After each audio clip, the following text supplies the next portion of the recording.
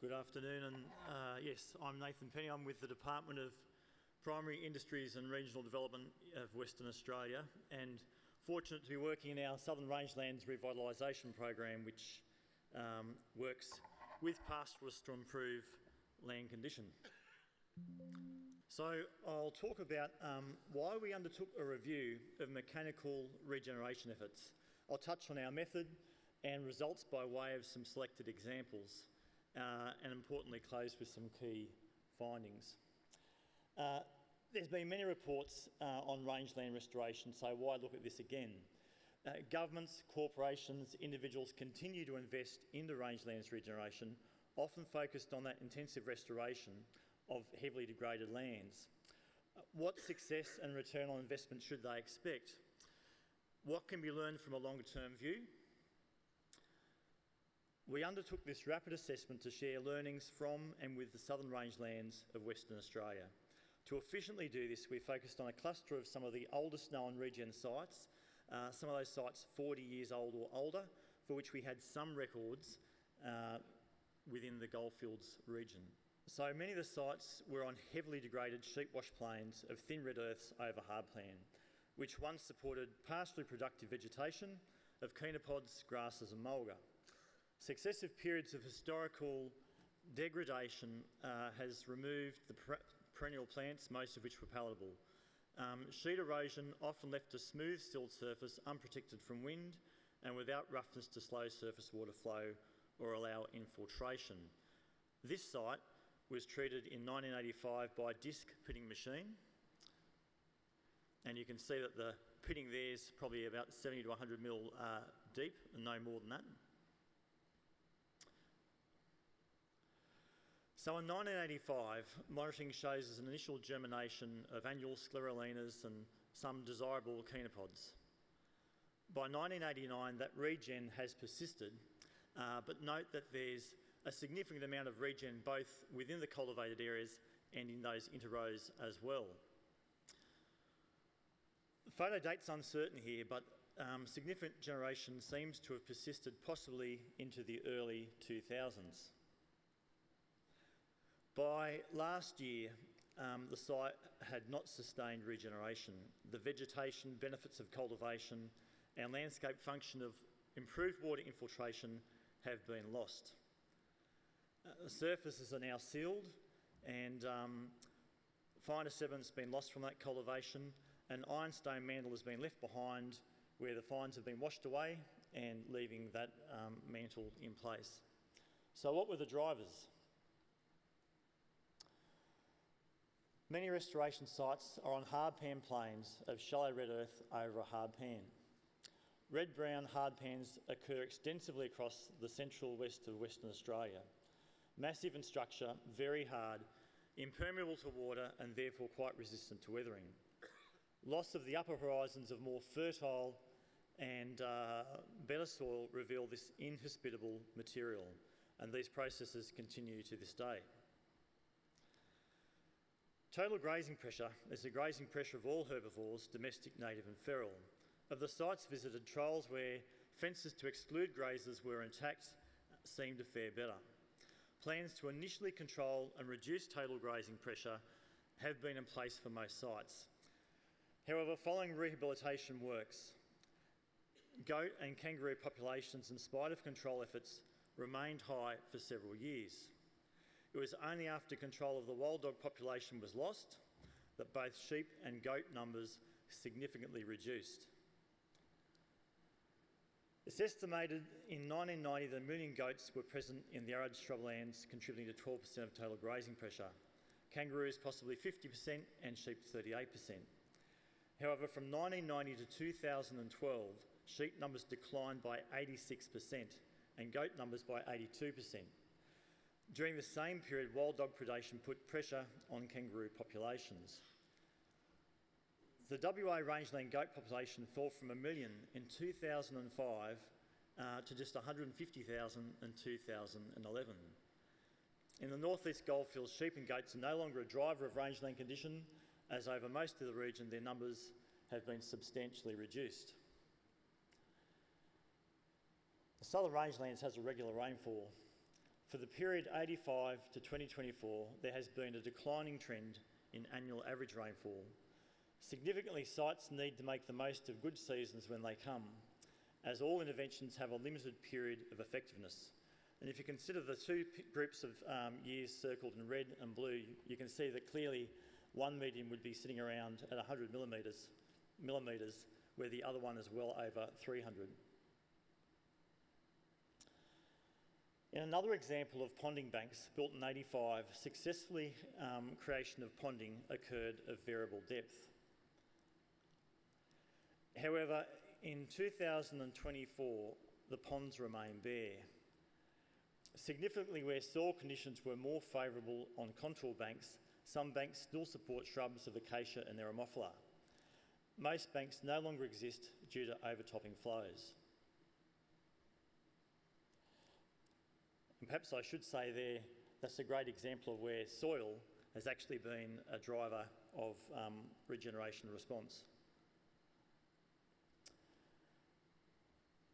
In the Southern Goldfields, that photo on the left there is of a Melanese cedar, not in the rangelands, but in the wheat belt location. And a 1988 seeding trial using the cedar on Southern Goldfields gumland land system has survived with an intact fence exclosure. The supposed disc machine was used to create long, low embankments. The plant selection trial was established on the top of those banks.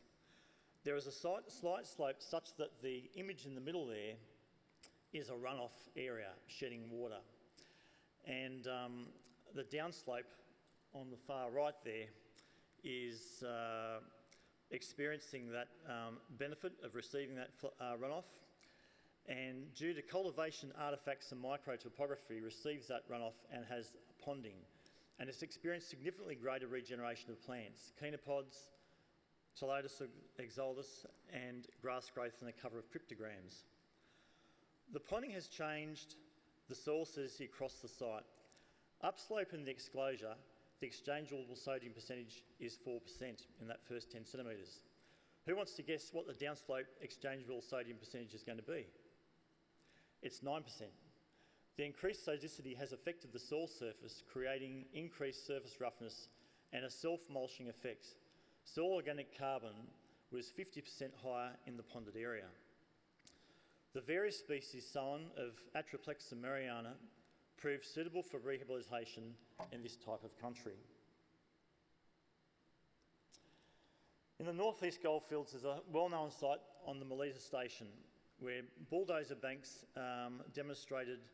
were demonstrated on a whole of catchment treatment. In 1990, 8.2 kilometres of greater than 1 metre high ponding banks were built by dozer on a 350 hectare catchment area. The site's been largely successful. The ponded areas have accumulated fine sediments, see that top image for a soil surface, and they support the greatest vegetative response. The runoff areas within the banks have a mantle of quartz with a secondary ironstone. Whilst less fertile, those runoff areas have largely stabilised. In 91, a storm event produced an estimated 50 millimetres of rain in half an hour, greater than the 50-year return period. One bank was breached and several other banks were almost breached. Significantly, maintenance was undertaken and those banks were repaired. Ponded areas experienced germination, and greater vegetation recovery did not occur though until after wild dog predation had effectively removed local feral gate grazing in around 2005. So does the greater investment of bulldozer banks guarantee success? Not really. Design and construction insufficient for catchment size, runoff and difficult soil conditions may cause failure. In the Southern Goldfields, several big banks, greater than 1 metre high and in some cases over 800 metres long, constructed in 1990 failed, breaching through the centre of the bank. This has allowed typical further erosion and channelization of the floodplain above those banks. So why did they fail? These banks were constructed on a coarse, light, sandy clay loam, beds of soil both slaked and dispersed, taken from that bank location. The site has sodic soils and an exchangeable sodium percentage of 10%. Sodicity greater than 77% in fine texture soils is known to cause dispersion and piping, and it's thought that it may well have been a contributing factor to the breach of these banks. The image on the far right is of a nearby upslope location, undisturbed by earthworks, and just note the cracking soil surface. There's those PEDs slaking and dispersing. Station tracks can accumulate overland flow and erode. Broad-based trafficable banks built by grader are typically referred to as woboys. They've been widely used and effective and can repair and prevent the expansion of track erosion.